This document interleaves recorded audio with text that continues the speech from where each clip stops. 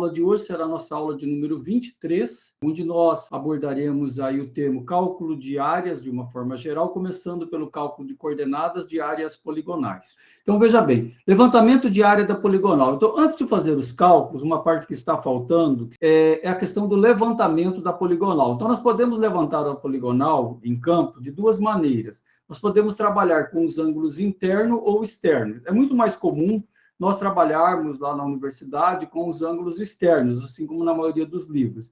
O lado, isso é a distância entre o ponto 1, ponto 2, ponto 2, ponto 3, etc. O lado, o efeito, dependendo da situação, utilizando-se trena, como está aqui, o comprimento do lado, ou por taqueometria, que são as réguas estadimétricas, que você faz a leitura, ou através dos medidores de distância eletrônica, medidores eletrônicos de distância. Então, uma dessas três maneiras, ou muitas vezes lá na universidade, nós usamos até as três maneiras, para nós podermos comparar a questão de utilizando a trena, a taqueometria e algum medidor eletrônico de distância. Vamos tocar um pouco mais. O cálculo da poligonal envolve coordenadas iniciais, a orientação, a referência, ângulos e distância. Tá? Então, esse é o cálculo que envolve a poligonal. É só lembrando que nós, aqui na engenharia, né, nesse momento, nós não vamos calcular áreas, figuras retangulares, figuras quadradas, triângulos, trapézios, círculos, etc. Por quê? Porque não faz sentido, né, num curso de engenharia civil, você ficar ensinando a calcular a área do retângulo e etc. Porque esse tipo de figura básica e regular, todo aluno de engenharia domina. Então, o que nós vamos trabalhar? Nós vamos trabalhar as áreas pertinentes a figuras reais, isto é, as figuras de campo, via de regra, que os engenheiros encontram, são figuras de formato irregular, isto é, com N lados e com ângulos diferentes de 90 graus. Então, essa é a ideia, nós trabalharmos esse tipo de área, que são as áreas que são encontradas nos levantamentos de campo, áreas estas que são feitas toda a documentação e que precisa aí de um apoio topográfico maior. Tá? Então, nós vamos trabalhar com esse interesse em particular. Então, vamos lá. Bom, feito isso daqui, observe esta propriedade aqui, olha, começa aqui no ponto 1, vai para o ponto 2, 3, 4, 5, 6, 7, até o 9, 10, 11, 12, 13, 14, 15, vai no 18 e volta no 1. Observe que essa parte aqui em azul, neste caso, está representando que ela faz margem, por exemplo, com um rio. É uma coisa que pode acontecer. Se tem uma propriedade grande, né, uma propriedade, por exemplo, rural, é muito comum, né, você tem a cabeceira aqui da fazenda, a parte mais alta, e você tem na parte mais baixa lá, você vai ter no vale, você vai ter um rio, um riacho, etc., um córrego e tudo mais. Então, veja, isso envolve uma situação real. E aqui eu tenho no sentido horário, 1, 2, 3, 4, 5, eu dou a volta na propriedade no sentido horário. E aqui também um detalhe que deve chamar a sua atenção é que eu medi, por exemplo, além da distância do 1 para o 2, 2 para o 3, 3 para o 4, 4 para o 5, eu medi o ângulo externo, o ângulo externo, o ângulo externo, o ângulo externo, o ângulo externo. Eu medi todos os ângulos externos. Uma propriedade é que tem 18 lados, de forma irregular, e esse é o tipo de trabalho que aparece, né, que nós, engenheiros, geralmente fazemos aí 90% do tempo, isto é, propriedades de formato irregulares, tanto em termos de ângulo como em tamanho. Pode ver que um lado desse tem nada a ver com o outro, cada um é de um tamanho diferente e num ângulo diferente. Então, essa é a primeira situação que você deve observar. Aqui, então, agora, nós temos uma coisa chamada o azimuth, né? Lembrando, o que é o azimuth? É a orientação da propriedade em relação ao norte. Então, o azimuth aqui é o lado 1, 2. Então, veja, eu estacionei o equipamento aqui onde está esse ponto vermelho, peguei uma bússola, a bússola do equipamento, apontei para o norte, eu zerei o equipamento no norte, girei ele no sentido horário,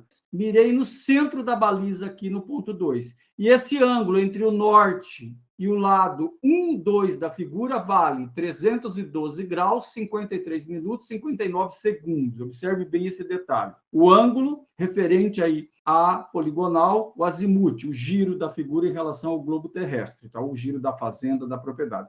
Observe você um detalhe interessante, que aqui, quando você trabalha essa questão, então eu apontei para o norte, girei no sentido horário. O lado 1, 2 aqui vale 312, 53 graus, 59 segundos. Veja, não é o ângulo externo, é o azimuth. Lembro a você o seguinte detalhe. O azimuth, o primeiro azimuth é sempre levantado em campo. Isto é, você com equipamento levanta lá na aula de campo, ou no levantamento de dados no campo. Os demais azimuth, do lado 2, aqui 3, 4, 5, até o 18, são todos calculados. Estão repetindo. O primeiro azimuth é levantado em campo. Os demais azimuth da poligonal são todos calculados. Tá? Então, azimuths calculados são todos os demais. Só o primeiro é levantado na aula de campo. Então, observe bem que esse é um detalhe importante aí na atividade prática de engenharia do dia a dia. Outra questão importante é a seguinte, voltando um pouquinho. Quando você trabalha uma poligonal como essa, ou qualquer poligonal, você, então, tem o somatório dos ângulos internos e o somatório dos ângulos externos. Por exemplo, um triângulo, qual é o somatório dos ângulos internos de um triângulo? O somatório dos ângulos internos. Então, 180 graus. Então, observe bem.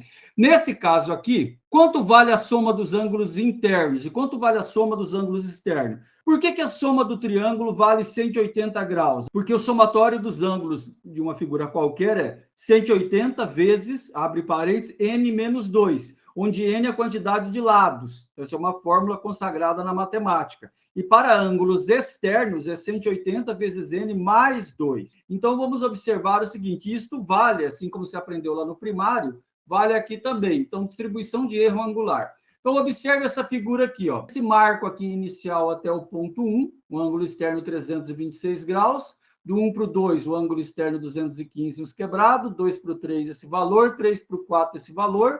E 4, voltando no marco de novo aqui, esse valor. Então, o que acontece? O somatório dos ângulos externos é dado por n mais 2. Então, se eu tiver aqui o n aqui, quantos lados eu tenho nessa figura? Eu vou ter 5 lados. Então, eu vou ter ali, quanto que vai dar esse negócio aqui? Ó? 5 mais 2, que vai dar 7. 7 vezes 180. Quanto que dá isso daí? Se você fizer a conta, vai dar 1.260 graus. Quando você soma isso daqui, não deu 1.260, deu 1.259 graus e 58 minutos. Observe que há um erro angular. Atenção, o sujeito foi lá, fez todo o levantamento de campo. Quando ele chega no escritório, ele vai somar isso daqui. De acordo com as leis da geometria básica, teria que dar 180 igual aqui, né? Somatório dos ângulos igual a n mais 2 é 180. 5 mais 2, 7. 7 vezes 180, 1.260. Só que quando ele soma, não dá 1.260. E aí é um problema, porque não dá, faltou aqui 2 minutos. Então, o que ele vai fazer nesse caso? Ele vai corrigir. Faltou 2 minutos. Ele veio aqui, ó, colocou 1 minuto aqui, colocou 1 minuto aqui, somou novamente e deu. Só que tem um detalhe que você tem que perceber. O TEA é a tolerância de erro angular, que está aqui. O erro angular máximo aceitável nas condições é chamado de TEA, que é a tolerância de erro angular. O TEA é igual ao P vezes a raiz quadrada de M, onde P é a precisão do aparelho e M é o número de ângulos que você tem. Isso é a mesma coisa que número de lados. Então, observe um detalhe importante aqui. Olha, atenção. Quanto mais preciso for um aparelho, menos ele erra. Por exemplo, um aparelho bom, o erro dele, por exemplo, é 3 segundos, 5 segundos. Não é mais que 10 segundos aqui. Então, esse valor aqui diminui. Logo, a tolerância diminui. Veja, quanto melhor é o aparelho, menos você pode errar. A tolerância é menor. E se você errar a culpa, quanto melhor é o aparelho, a culpa é mais do operador, tua, resumindo. Observe bem esse detalhe da fórmula matemática. Então, a tolerância é dada pela precisão do aparelho, vai estar anotada lá na caixa do aparelho, etc. e tal, no manual do equipamento, vezes m elevado a meio, quer dizer, ou raiz de m, onde m é o número de ângulos ou o número de lados. Quando você faz isso daí, então você vai ter ali a tolerância que é permitida. Aí o que acontece aqui? Atenção, foram lá no campo, fizeram um levantamento de uma poligonal gigante. Chegou lá no escritório, você usou essa fórmula aqui, não bateu. Normal. Se bater, geralmente você chuchou, porque 99,9% dos casos não bate. Essa é a regra comum.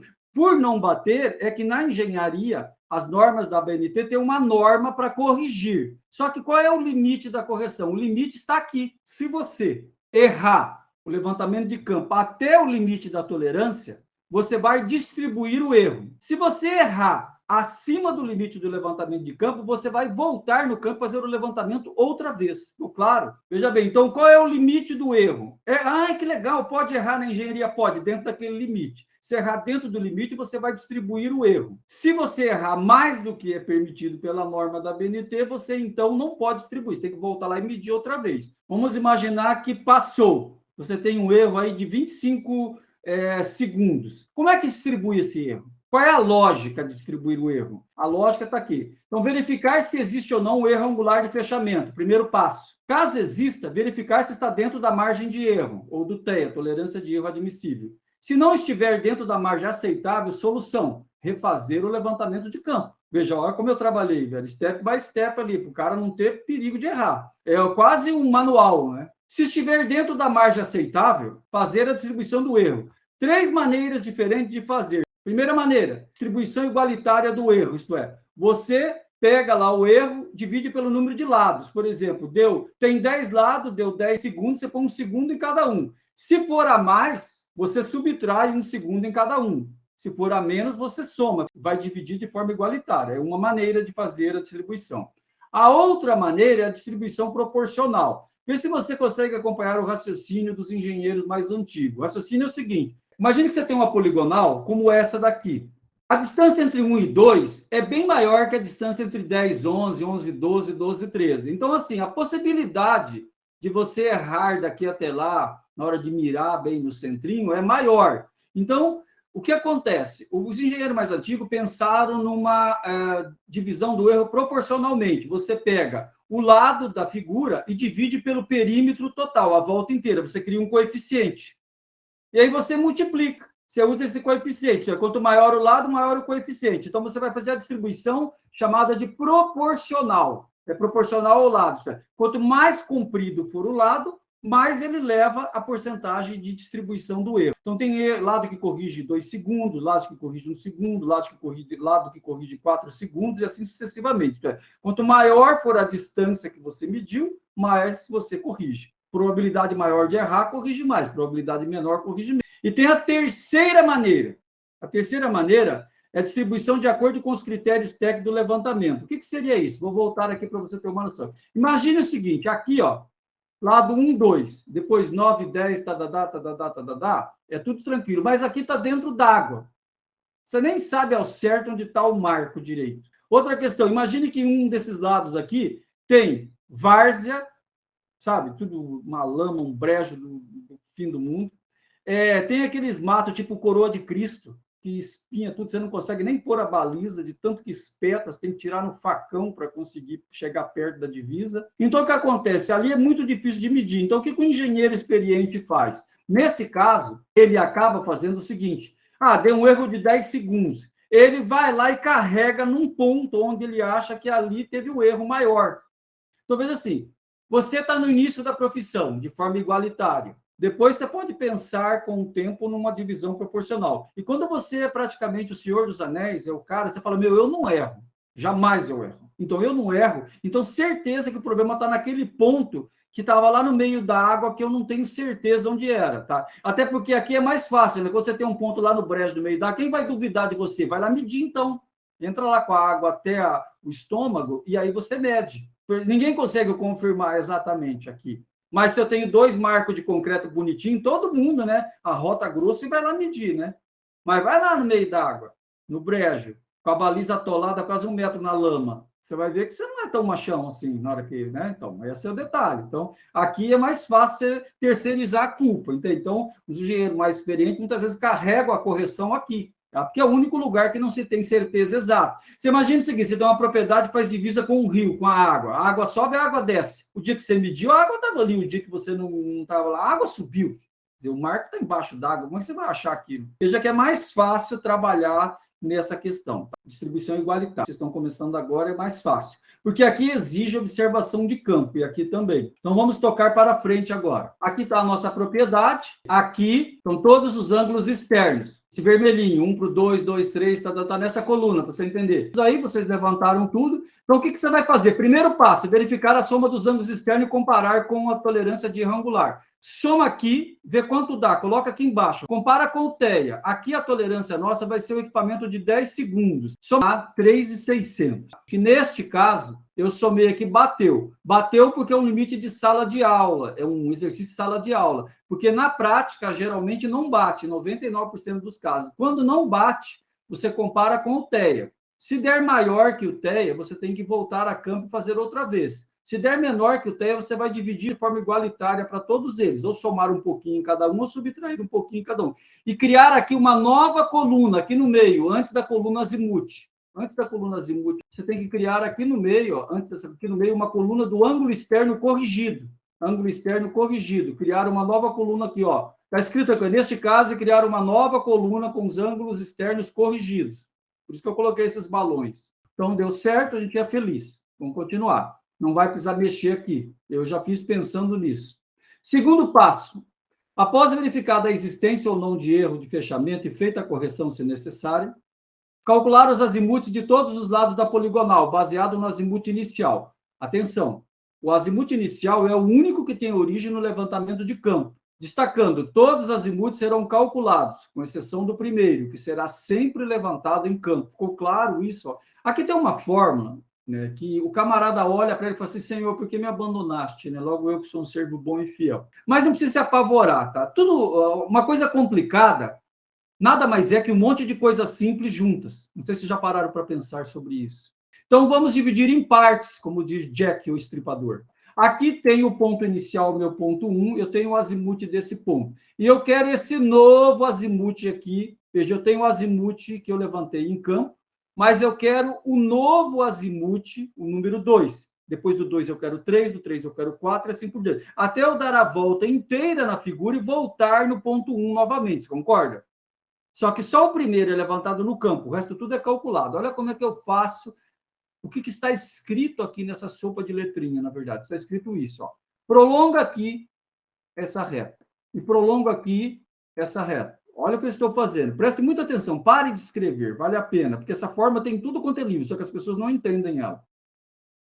Você concorda que este ângulo aqui, esse ângulo, é o mesmo que esse? Esta reta é a mesma que aquela e essas duas são paralelas. Logo, este ângulo é o mesmo que esse. Você concorda que este ângulo e esse também é o mesmo, já que eles são opostos pelo vértice? Esse amarelo é igual a esse amarelo?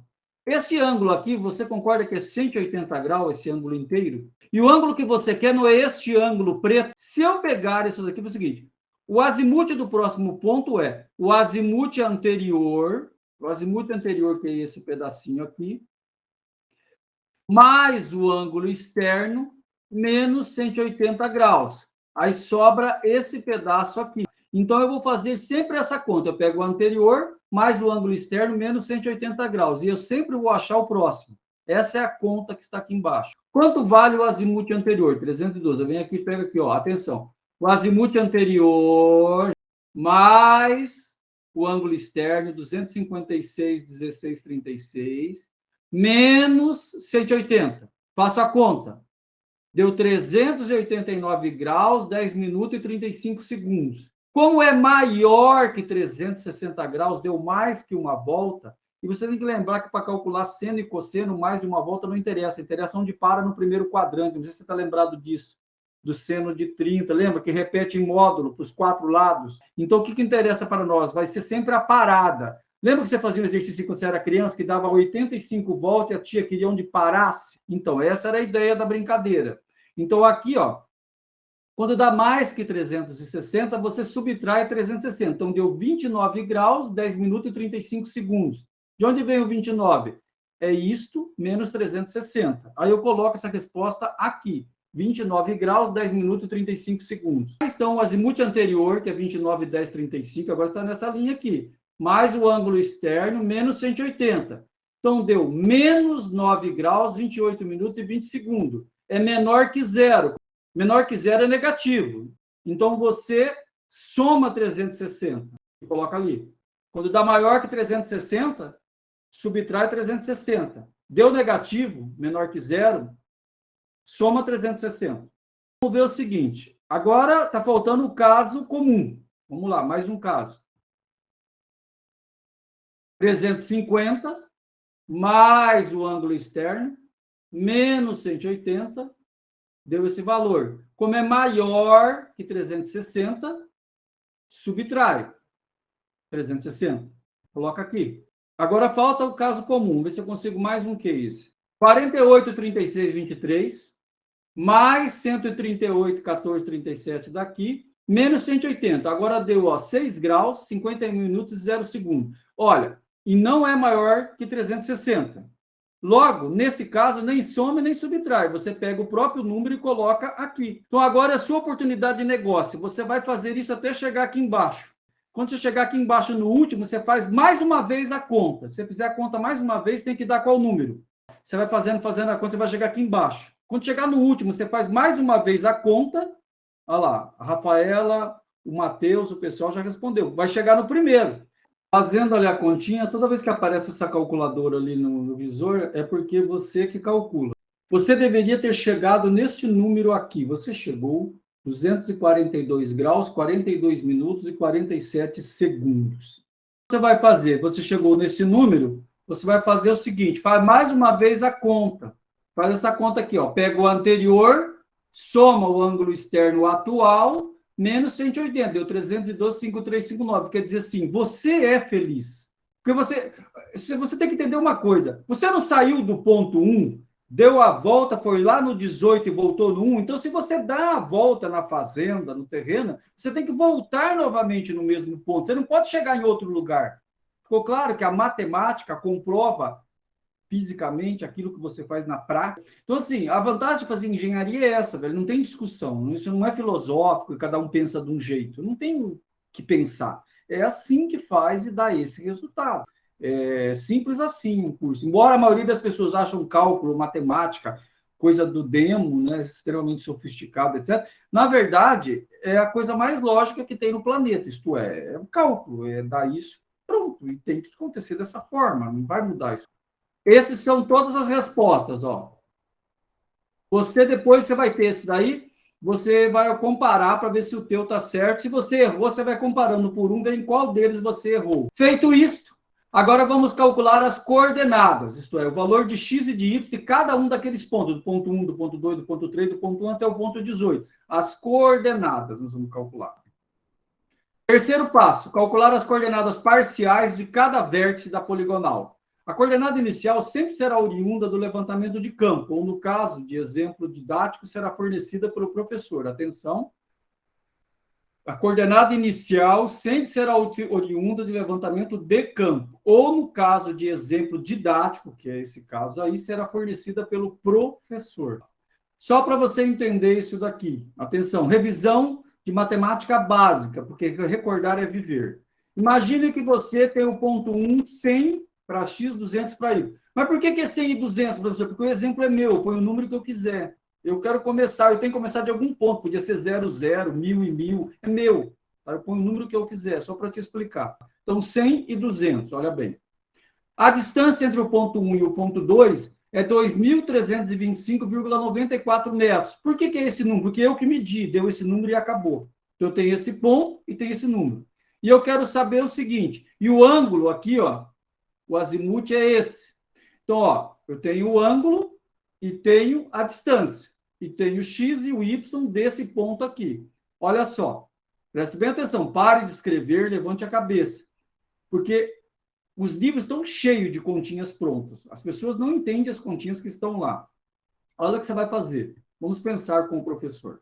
Aqui, eu tenho o eixo y, o eixo x. Eu tenho, quando eu penso no deslocamento entre 1 e 2, eu tenho um deslocamento em x e tenho um deslocamento em y. Sim ou não? O ângulo aqui é o azimuth, aquele que faz aqui com o norte. Lembre-se que o y sempre coincide com o eixo norte e sul do planeta Terra, certo? Para nós, na Torre. Então, o que vai acontecer? x2, você concorda que é o x1 mais ΔX. O y2 aqui, o y.2 é o y1 mais ΔY. É isso, não é? Agora, veja bem, como o ângulo é esse, o cateto oposto ao ângulo é esse. Está aqui o cateto oposto, que é o ΔX. Por isso que ΔX é D vezes o seno, porque seno é cateto oposto. Seno do ângulo do azimute. Se o ângulo é esse, o que está do lado dele aqui ao lado é o cosseno, que é o ΔY. Então, D vezes o cosseno. Então, veja bem, você vai usar o quanto desloca em X, é o seno. O quanto desloca em Y é o cosseno. Então, seno e cosseno você vai utilizar aqui. Olha como é que você faz a conta. Você faz a conta assim. Deixa essa fórmula aí. Vamos fazer a conta aqui. Ó. Eu vou colocar 1.200. Por que é esse daqui, professor? Porque é meu. Eu vou colocar o ponto que eu quiser. Atenção! Veja que o professor colocou o ponto inicial abscissa 1.000 e ordenada 200 aqui. Porque, olha bem, levanta a cabeça e anota isso. Lado 1, 2, 2, 3, 4, 5, chegou no final, eu trabalhei 18,1. Vale a segunda coluna aqui. 1 quer dizer coordenada do ponto 1. Se eu colocasse aqui, era coordenada do ponto 2. Isso é importante de anotar na hora de fazer essas contas. Não vai dar zebra na sua vida. Atenção, 18,1. O 1 aqui, ó, vale a segunda coluna, coordenada do ponto 1. Se eu colocar na primeira linha, como todo mundo quer fazer, significa que eu estou dando a coordenada do ponto 2 aqui. Ficou claro? Anotaram isso? O 1.000 e o 200 fui eu que dei, de minha autoria. Poderia ser a coordenada real no planeta Terra, aquela coordenada que eu mostrei para você nas aulas anteriores, 7.435.000 e etc. Aquela coordenada gigante. Como é que faz aqui, então? Eu pego o valor do anterior, mais o 1.000, que está aqui, a distância, vezes o seno, porque é em X, de 312,53,59. Atenção. Esse 1.000 aqui, ó, atenção no exemplo que o exemplo foi infeliz. Esse 1.000 veio daqui. Puxa uma bolinha e leva lá. Este 1.000 aqui veio daqui. Este seno é o seno do azimute. Faz a conta. Deu 267,4538. Estou trabalhando com 3 casas após a vírgula nesse exemplo aqui, igual ele deu aqui, 3. Então, veja, eu vou trabalhar aqui, é 8, vai trabalhar 267,454. Próximo exemplo, aqui. Eu pego o anterior, que está aqui, mais esse, que é dessa linha aqui, vezes o seno de 29,1035. Atenção, o anterior mais esse aqui, que está aqui, vezes o seno do azimute do lado 2, 3. Coloca a resposta ali. E aí, daqui para baixo, você calcula. Calcula os 2 ou 3 aí para mim. Aqui vale a mesma ideia, só para você entender um detalhe técnico construtivo. Você vai até embaixo. Terceiro. Então, está até lá embaixo os números, ó. 341, foi até embaixo. Então, eu vou imaginar assim, você fez os 2 ou 3, confere se você acertou. Se você não acertou, você corrige com uma caneta de outra cor e copia o resto até embaixo. Mas você já percebeu que isso aí exige treinamento. Tem que exercitar o cérebro, os dedos, a calculadora e tudo mais. Agora, o que você vai fazer? Você vai fazer o cálculo do Y aqui. Então, você vai pegar os 200 aqui de baixo, os 200 aqui de baixo, está aqui. O 1.000, que vem daqui, que é a distância daqui, e o 312,5359. Só que agora você não vai trabalhar com seno, você vai trabalhar com cosseno. Em Y é cosseno, porque é cateto adjacente. E aí você faz a conta, com esse monte de casa após a vírgula, e vamos trabalhar aqui com 3 casas, pelo menos 3. Essas contas não costumam dar certo com menos de 3 casas. Na maioria dos casos, eu faço com todas as casas mesmo. Quando eu estou usando o Excel, etc., eu trabalho com um monte de casas. Eu estou entendendo que você faz mais uns 2 ou 3 aqui. Estou entendendo que você conseguiu fazer. Confira os números, veja quanto você acertou. Se você não acertou, você corrige e termina de copiar até embaixo. Esse é o gabarito, daí está certo, tem prova do Imetro aí, eu já testei pelo Imetro, dá certo. Então, você vai confiar em mim. Então, terminado aqui, você tem as colunas, você tem as coordenadas de cada um, certo? Vamos tocar aqui, quarto passo. Verificação aleatória de erro de cálculo nas coordenadas. Utilize a fórmula da distância entre 2 pontos. Então, tem como você fazer uma verificação, olha aqui. Imagine isso, você tem o ponto 1 e o ponto 2. Imagine que você tem a abscissa do ponto 1 é 100 e a ordenada é 200. A abscissa do ponto 2 é 2,200 e a ordenada é 1.200. Então, lembra da forma de distância em dois pontos é x2 menos x1 ao quadrado, mais y2 menos y1 ao quadrado, extrai a raiz. Lembra dessa fórmula da matemática básica? Lá da geometria analítica? Y é igual x2 menos x1 ao quadrado sobre y2 menos y1 ao quadrado. Extrai a raiz, blá, blá, blá, blá, blá, blá. Lembra? Tinha calculado o coeficiente angular da reta, o coeficiente linear e tudo mais. Então, aí vem de lá isso daqui, gente. É da matemática básica lá, matemática básica do segundo grau, a parte de geometria analítica. Olha bem, 2.200 menos 100 ao quadrado, 1.200 menos... Então, esse menos esse ao quadrado. Esse menos esse ao quadrado. Aí você extrai a raiz. Deu 2.325,94. Você vai aqui, faz tudo certinho, aqui, faz a conta, deu 206,326. Então, quando você pega aqui, ó, esse slide aqui, ó, atenção, olha bem o que eu vou fazer para você. Pego esse. Esse menos esse ao quadrado. Esse menos esse ao quadrado. Extrai a raiz. Olha bem. Esse menos esse ao quadrado. Esse menos esse ao quadrado. Faz a conta, extrai a raiz. Deu 206,326. Olha aqui. Atenção, você que não entendeu, que está viajando. Eu fiz a conta aqui, cheguei no final. Fiz a conta aqui, cheguei no final. Se eu quiser verificar, o que eu faço? Eu faço esse menos esse ao quadrado, eu acho esse número. Se eu quiser ver se esse número aqui está certo. Esse menos esse ao quadrado, extrai a raiz, acha esse. E assim por diante. Eu uso a fórmula da distância entre dois pontos. Eu posso conferir qualquer um, se eu quiser esse daqui. Esse menos esse menos esse. Eleva os dois ao quadrado, extrai a raiz, acha esse. Assim por diante. Isso é uma verificação. Quinto passo. Cálculo da área de uma poligonal. Neste exemplo, calcularemos a área final da poligonal baseada nas coordenadas parciais. Contudo, no exemplo da próxima aula, verificaremos, antes de calcular a área da poligonal, se as coordenadas parciais fecham. Para as coordenadas que fecham perfeitamente, dá-se o nome de coordenadas totais. Atenção, para as coordenadas que fecham perfeitamente, dá-se o nome de coordenadas totais. Caso não fechem perfeitamente, faremos as devidas correções previstas em norma. Então, na próxima aula, teremos mais uma correção aqui no final. Calculando a área. Pausa para relembrar, que vou voltar de novo lá no primeiro e segundo grau. Levanta a cabeça para a revisão. Veja que eu estou dando a minha matéria de topografia, estou revisando matemática básica junto.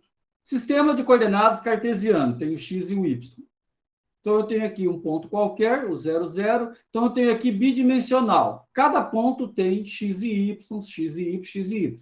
Quando eu tenho tridimensional, tem x, y e z. Onde z para nós é a altitude. Então, eu tenho para nós longitude, latitude e altitude. Eu tenho as três peças aqui. Observe uma sala de aula retangular. Atenção, presta atenção no meu exemplo, porque o exemplo depois está gravado lá, então você não vai ter problema. Agora, a ideia é você entender de onde saem as contas que eu faço e por que se faz dessa forma. Veja, você vai ver essas contas feitas em 15, 20 livros. E aí você não sabe, mas por que faz assim? Olha bem. Se eu tivesse uma sala de aula 12 por 18, eu calculo a área assim. Área igual a 12 vezes 18, 216 metros quadrados. Você fala, grande coisa, professor. Todo mundo que faz engenharia sabe calcular a área de um retângulo. Ótimo, que bom que todos saibam. O que eu quero mostrar não é bem isso. Eu quero mostrar, na verdade, um detalhe diferente. Imagine a mesma sala agora, só que em vez de eu dar para você as medidas 12 e 18, eu te dou as coordenadas dos 4 pontos. A, B, C e D. Veja, é a mesma sala de aula. Só que agora eu não te dei o 12 e o 18, te dei as coordenadas. O que você faria? Você pega lá, coordenada do ponto A, 5, 5. Coordenada do ponto B, 5 e 17. Coordenada do ponto C, 23 e 17. Coordenada do ponto D de dado, 23 e 5. Olha bem, se eu tenho as coordenadas do ponto, eu posso fazer isso daqui. Eu pego as coordenadas 5, 5, 5, 17, 23, 17, 23, 5. E atenção para esse detalhe. Eu vou repetir o primeiro mais uma vez. Atenção. Você pega as coordenadas na ordem que é dado do ponto mais à direita, girando no sentido horário. Atenção para essa regra da matemática aí. Eu pego a coordenada da seguinte forma, eu pego do ponto mais à direita que existir no desenho, e giro no sentido horário, para ficar mais fácil fazer as contas. Nesse caso, eu não tenho um ponto mais à direita, eu escolhi o 5,17, é o 5,5. Então, 5,5, 5,17, 23,17, 23,5. Vou repetir o primeiro. Aí eu multiplico o cruzado. 5 vezes 17, 23 vezes 5, 23 vezes 5. E aqui, 5 vezes 5, 23 vezes 17, 23 vezes 17 e 5 vezes 5.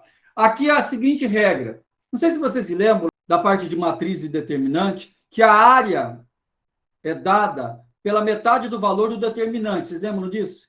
A igual a meio do determinante. Como é que calculava o determinante? Era a diagonal principal menos a diagonal secundária da matriz.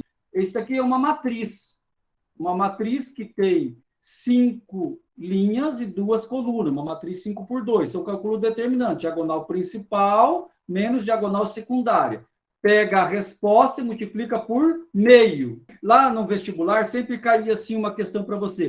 Prove que 3 pontos estão alinhados. Como é que você prova que 3 pontos estão alinhados? Você calcula o determinante. 3 pontos alinhados, o valor do determinante é igual a 0. Porque se eles estão alinhados, não forma área. 0 dividido por 2, ou 0 vezes meio, continua dando 0. Então, na verdade, metade do valor do determinante é equivalente à área. Então, se os pontos estão alinhados, não tem área, não forma área e o determinante dá 0. É assim que você prova que pontos estão alinhados. Então, isso são questões aí. Então, veja, agora talvez você comece a entender porque você estudou toda a matemática. Porque no curso de engenharia, matemática, física e química é tudo.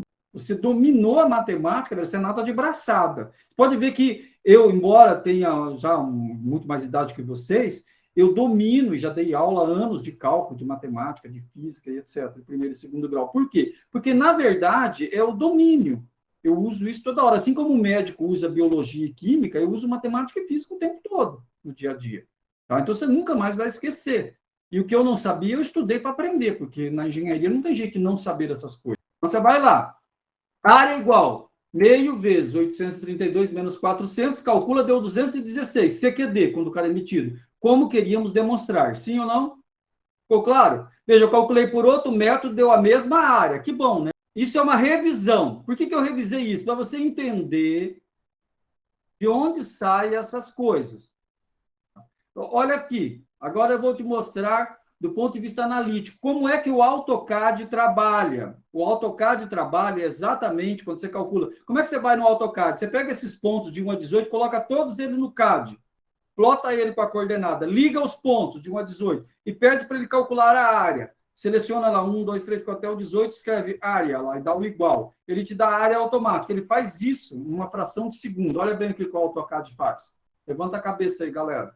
Olha o que o AutoCAD faz. Ele faz isso. A área do polígono é igual a essa área aqui, ó, olha a cor, mais essa área verde, ó, menos a área azul, menos a área azul marinho, menos a área cor-de-rosa. Tá claro? Fazendo isso daí, simplificando tudo, rebolando, fazendo tudo que tem direito, você chega aqui. Produtos negativos e produtos positivos, que é a diagonal principal menos a diagonal secundária. Exatamente isso daí. Você vai chegar aí, que nada mais é, olha aqui, um exemplo, exercício de revisão. Ponto número 1, 30, 0. Ponto número 2, 60, 30. Ponto número 3, 40, 50. Ponto número 4, 0, 40. Ponto número 5, 10, 10. Como é que você resolve isso daqui? Você vai fazer o seguinte, atenção para a regra prática. Sempre você começa pelo ponto mais à direita. Esse é o ponto mais à direita, o ponto 4. E faz a volta no sentido horário. E repete o ponto mais à direita. Atenção, comecei pelo 4, fez a volta no sentido horário e repetiu o ponto mais à direita. É assim que se faz. Área, 1.800. Como eu não tenho, se aqui fosse metro, era metro quadrado. Se fosse centímetro, era centímetro quadrado. Se fosse quilômetro, é quilômetro quadrado. Quando eu não tenho nada na engenharia, eu coloco o A, unidade de área. O C, unidade de comprimento. O V, unidade de volume. Tá? Isso aqui é unidade de área. Se for metro, é metro quadrado. Vamos lá. Voltando ao exercício. Veja que eu fui lá, fiz uma revisão. Essa revisão dava umas 8 aulas lá no primeiro e no segundo grau. na aula do Paulo Lopes tem revisão de matemática básica. Volta aqui na mesma planilha. Olha aqui, dá uma olhada na minha mão. Agora você faz assim, ó. Vai pegar ali, ó, e vai empurrar para lá, ó. Abre mais coluna. Diagonal principal, diagonal secundária. O que eu faço? Esse vezes esse. Coloca a resposta aqui. Esse vezes esse. Coloca a resposta aqui. Atenção, eu tenho certeza que você não viu uma coisa que eu fiz. Aliás, tem gente que não viu duas. Você olhou que o professor repetiu a primeira linha aqui na última. Você viu isso? Colocou em cores diferentes. O professor repetiu aqui, ó. Lembra que eu falei que repete por onde começou? Coloquei aqui embaixo. Você olhou que o professor pulou a primeira linha, ele colocou a resposta aqui, referente à ponta da seta. O professor não pôs na primeira, porque tem um detalhe importante. Se você esquecer, Ross, desse negócio aí, na hora de fazer essa conta vai dar tudo errado lá na frente. Então, vamos lá. Outra conta, mesmo esquema, ó. O azul. Coloca ali a resposta. Você vai multiplicar cruzado, vermelho e azul, diagonal principal, secundária, principal, secundária, principal, secundária. Faz todas as principais, todas secundárias, gosto do freguês. Bom, você vai fazendo as contas aí. Lembra de trabalhar com 3 casas, pelo menos, após a vírgula. Vai fazendo a conta, ó. Se você acertou os 4, você vai acertar todos. Professor, eu era bem mais feliz antes de conhecer você. Isso porque os números eu não estou... só para você entender uma coisa, talvez você está meio viajando, esses números que eu estou trabalhando são pequenos. Imagina esses números quando você trabalha com a coordenada do planeta. 7.325.000 lá. Pensa num troço. Por isso que você tem que aprender a usar Excel e etc. E lá no mundo profissional, eu faço boa parte desses cálculos, já lanço as coordenadas também no AutoCAD. Eu também consigo calcular a área por lá. Bom, agora você vai fazer o seguinte, você vai somar os vermelhos, que é a diagonal principal, e somar os azuis. A fórmula diz área igual meio vezes o determinante principal menos o determinante secundário. E aí o aluno, às vezes, ele fica em dúvida. Professor, mas qual menos qual? É o principal menos o secundário. Mas se der negativo, então, amigo, não existe área negativa. Uma coisa existir, ela tem que ter pelo menos ser maior que zero. Uma coisa menor que zero não existe, igual distância negativa. Por isso que é em módulo. Eu não sei se já prestou atenção que esta fórmula aqui, ela tem um módulo aqui do lado, porque o módulo torna tudo positivo. Então, na verdade, não faz muita diferença aqui dentro, embora é principal menos secundário, é um menos o outro, e acabou. Porque está em módulo, então a resposta sempre será... Então, a área da figura aí deu 1.846.005,95 metros quadrados. Ou vai dar aí para você 184,601 hectare. Lembrando que um hectare é 10.000 metros quadrados. E um alqueire, no Sistema Internacional de Medidas, é 24.200 metros quadrados. Um alqueire. Beleza, galera? Um abraço para vocês. Tchau, tchau.